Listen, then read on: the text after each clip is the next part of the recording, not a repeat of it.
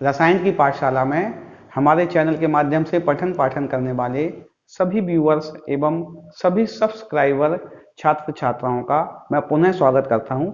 बच्चों, आज एक बहुत छोटा सा टॉपिक लेके आए हैं जो कि कार्बोक्सिलिक अम्ल का अंतिम टॉपिक है। आज हम एरोमेटिक कार्बोक्सिलिक अम्ल अर्थात बेंजोइक अम्ल में होने वाली इलेक्ट्रोफिलिक प्रतिस्थापन की रासायनिक अभिक्रियाओं की चर्चा करेंगे।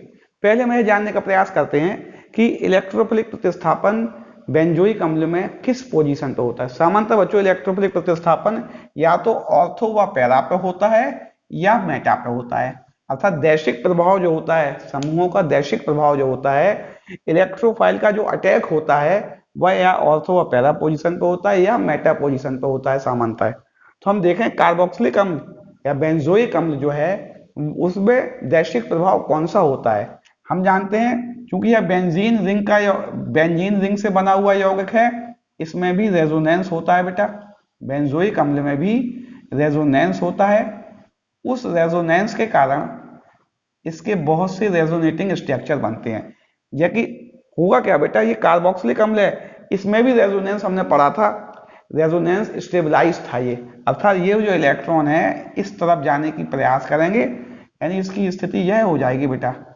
अगर हम इसको व्यवस्थित लिखें कि C सिंगल बॉन्ड O पे नेगेटिव और यहाँ OH, और इस C पर पॉजिटिव चार्ज आ जाएगा बेटा, इस C पर पॉजिटिव चार्ज आ जाएगा। इस पॉजिटिव चार्ज का ख्याल रखते हुए बेंजीन में इलेक्ट्रॉन घूम रहे होते हैं, 6 इलेक्ट्रॉन होते हैं जिससे कि 3 डबल बॉन्ड बनते हैं। वह इलेक्ट्रॉन यहां शिफ्ट होने का प्रयास करेंगे, अर्थात वो इलेक्ट्रॉन इस कार्बन पर जाएंगे, यहाँ नेगेटिव और इस कार्बन पर पहले से पॉजिटिव आया था तो ये डबल बॉन्ड यहां बना लेंगे और पॉजिटिव चार्ज इस जगह आ जाएगा। दोबारा समझ लें आप, ये वाला पाई बॉन्ड, पहले ये वाला बॉन्ड टूटा, ऑक्सीजन ऋण विद्युतीय तत्व है, यह इलेक्ट्रॉन को अपनी ओर खींचना चाहता है, इस पर नेगेटिव चार्ज आएगा क्योंकि हम जानते हैं carboxylate ion resonating structure show करता था। ये यहां आया, इसके बाद क्या होगा, यहां पॉजिटिव चार्ज को देखकर ये अपने इलेक्ट्रॉन आगे शिफ्ट कर देगा और ये पॉजिटिव चार्ज यहां आ जाएगा। इसी क्रम में फिर इलेक्ट्रॉन यहां शिफ्ट होंगे, इसका एक अलग अनुनादी संरचना बनेगी, यहां नेगेटिव यहां पॉजिटिव, माइनस और प्लस मिलकर यहां एक बॉन्ड बन जाएगा, यहां एक बॉन्ड बन गया और प्लस चार्ज यहां आ गया और ये CO नेगेटिव OH। और आगे गए हम, फिर वही स्थिति जो रेजोनेंस में होती चली आती थी अभी तक, ये बॉन्ड यहां टूटा, यानी कि double bond CO negative OH, bond यहां बन गया बेटा, है ना, पॉजिटिव चार्ज यह आ गया। फिर यह अपने इलेक्ट्रॉन, जो दिए हुए इलेक्ट्रॉन थे, यह अपने इलेक्ट्रॉन को वापस ले लेगा और इसकी स्थिति इस तरह हो जाएगी, COOH। तो हमने अगर ध्यान लगाएं, अब इलेक्ट्रोफाइल आ रहा है, अब इलेक्ट्रोफाइल जिसके ऊपर पॉजिटिव चार्ज है वह इसके ऊपर अटैक करने के लिए आ रहा है। जब बच्चों वह इसके ऊपर अटैक करने के लिए आएगा तो वह ऐसा सेंटर देखेगा जहां इलेक्ट्रॉन डेंसिटी ज्यादा होगी। अगर कहीं ज्यादा नहीं है तो अपेक्षाकृत कहां ज्यादा है, जैसे यहां प्लस चार्ज आ गया, प्लस का मतलब इलेक्ट्रॉन घनत्व कम है, प्लस का मतलब इलेक्ट्रॉन घनत्व कम है, यानी यहां पे इलेक्ट्रॉन घनत्व कम है, ये पैरा ऑर्थो पोजीशन है, ये पैरा पोजीशन है, यहां भी इलेक्ट्रॉन घनत्व कम है, यह ऑर्थो पोजीशन है, यहां भी इलेक्ट्रॉन घनत्व कम है, अर्थात इसकी ऑर्थो पैरा पोजीशनों पर इलेक्ट्रॉन घनत्व कम है। अगर तुलनात्मक अध्ययन किया जाए, चूंकि यहां इलेक्ट्रॉन घनत्व कम है इसलिए इसकी मेटा पोजीशन पर अपेक्षाकृत ज्यादा नहीं है, लेकिन इनकी अपेक्षाकृत इलेक्ट्रॉन घनत्व ज्यादा होगा। किसकी अपेक्षाकृत बच्चों, ऑर्थो और पैरा पोजीशन की अपेक्षाकृत इलेक्ट्रॉन घनत्व ज्यादा होगा, अर्थात जो इनकमिंग इलेक्ट्रोफाइल है वह इस मेटा पोजीशन पर जाकर अटैक करेगा। कहां अटैक करेगा, इस मेटा पोजीशन पर अटैक करेगा और मेटा सब्स्टिट्यूएंट्स बनाएगा।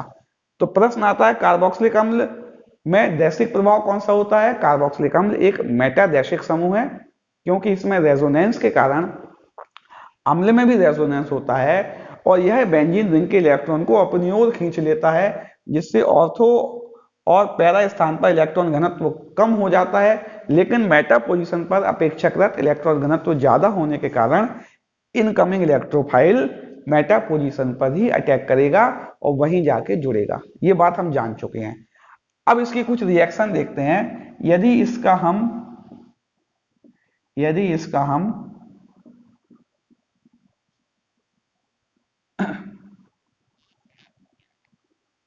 नाइट्रीकरण करा दें या सल्फोनीकरण लिख दें, पहले हम सल्फोनीकरण करा दें, यानी H2SO4 से रिएक्शन करा दें, और यहाँ SO3 भी होता है, ओलियम की उपस्थिति में अभिक्रिया होती है, तो मेटा प्रोडक्ट बनेगा सब्स्टिट्यूएंट्स, मेटा सब्स्टिट्यूएंट्स बनेगा, यानी सल्फोनिक अम्ल भी किस समूह पे आएगा, मेटा पर आएगा। इसका हम हेलोजनेशन करा दें, एक हेलोजन कैरियर चाहिए पड़ेगा हमें। अगर इसका हेलोजनेशन कराएंगे तो मेटा ब्रोमो बेंजोइक एसिड बन जाएगा।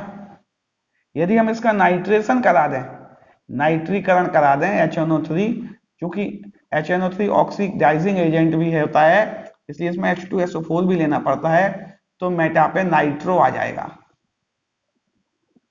क्या जाएगा, यानी इसका हम हेलोजनेशन कराएं, इसका हम सल्फोनेशन कराएं, इसका हम नाइट्रेशन कराएं, सभी में मेटा प्रतिस्थापी कार्बोक्सिलिक एसिड बनते हैं। क्यों बनते हैं हम यहां देख चुके हैं, अर्थात इसमें इलेक्ट्रोफिलिक प्रतिस्थापन मेटा पोजीशन पर होता है। ठीक है ना बेटा। एक अभिक्रिया और भी थी जो हमने पढ़ी थी, फ्रीडल क्राफ्ट अभिक्रिया। इसमें क्या होता था, कार्बोक्सिलिक अम्ल को यदि हम एल्काइल हैलाइड या एसाइल हैलाइड से अभिक्रिया कराते थे, लेकिन AlCl3 की उपस्थिति में होती थी, क्योंकि यही इलेक्ट्रोफाइल जनरेट करता था। लेकिन बेटा इसका एक बहुत ज्यादा डीएक्टिवेशन इफेक्ट होता है। जैसे एनिलीन का हमने पढ़ा था, एनिलीन अपने इलेक्ट्रॉन बेंजीन रिंग में भेज रहा था, इसका स्ट्रॉन्ग एक्टिवेशन इफेक्ट था, अर्थात हम ऑर्थो और पैरा में भेद नहीं कर पा रहे थे, डायरेक्ट ऑर्थो और पैरा सभी पोजीशन पर सब्स्टिट्यूशन हो रहा था। इसका स्ट्रॉन्ग डीएक्टिवेशन इफेक्ट होता है, यह इलेक्ट्रॉन को अपनी ओर खींच लेता है। जब अपनी ओर खींच लेता है तो ये लुईस एसिड के लिए अच्छी बात नहीं है।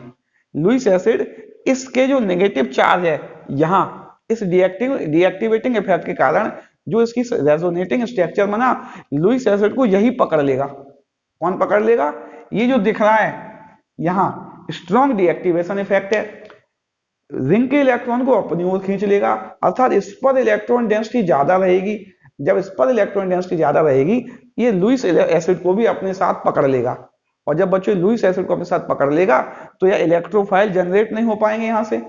जब इलेक्ट्रोफाइल जनरेट नहीं हो पाएंगे तो इलेक्ट्रोफिलिक सब्स्टिट्यूशन भी नहीं हो पाएगा, अर्थात कार्बोक्सिलिक अम्ल, जो एरोमेटिक कार्बोक्सिलिक अम्ल होते हैं या बेंजोइक अम्ल होते हैं, वह फ्रीडल क्राफ्ट रिएक्शन नहीं शो करते हैं। क्यों नहीं शो करते हैं, क्योंकि इसका स्ट्रॉन्ग डीएक्टिवेशन इफेक्ट होता है। यह रिंग के इलेक्ट्रॉन को अपनी ओर खींचकर उसे डीएक्टिवेट कर देता है, अपने पे माइनस चार्ज ले लेता है, वहां AlCl3 बिजी हो जाता है, जिससे इलेक्ट्रोफाइल का जनरेशन नहीं हो पाता है, और जब इस पर इलेक्ट्रोफाइल अटैक ही नहीं करेंगे तो प्रोडक्ट क्या बनेगा, यानी यह फ्रीडल क्राफ्ट एल्काइलेशन एसाइलेशन नहीं देता है। तो बच्चों, जो आपका कार्बोक्सिलिक अम्ल का अध्याय चल रहा था उसका यह अंतिम कालांश था, और यह पूरा हो चुका है। कार्बोक्सिलिक अम्ल संबंधित सारे कॉन्सेप्ट क्लियर हो गए हैं। अगले कालांशों में हम नई हेडिंग लेकर आपके समक्ष पुनः उपस्थित होंगे।